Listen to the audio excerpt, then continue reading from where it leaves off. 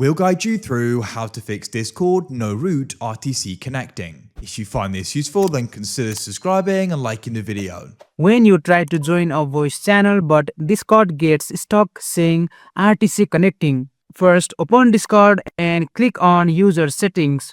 Go to voice and video and scroll all the way down and you'll see an option labeled as reset all voice and video settings. Just click on it to reset and confirm when prompted. After resetting the voice settings, completely close your Discord and make sure it's not running in the background. Just right click on your taskbar and click on Task Manager. From here, just go to Process and in the search bar and just search for Discord.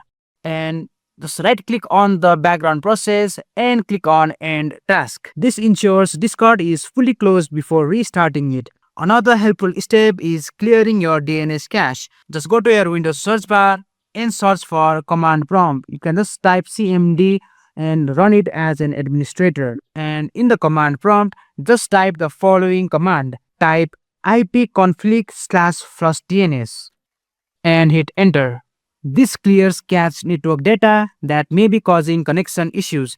And once that's finished, just close the command prompt and try opening Discord once again and then try joining the voice channel again. If the issue only happens in the specific server, just go to your Discord server and right click on the voice channel. Just right click on your voice channel and click on edit channel. Just go to permissions. From here, scroll all the way down and you'll see an option labeled as region override. Just click on the drop down and change it from automatic to another region such as Brazil or any other server nearby. Then click on save changes.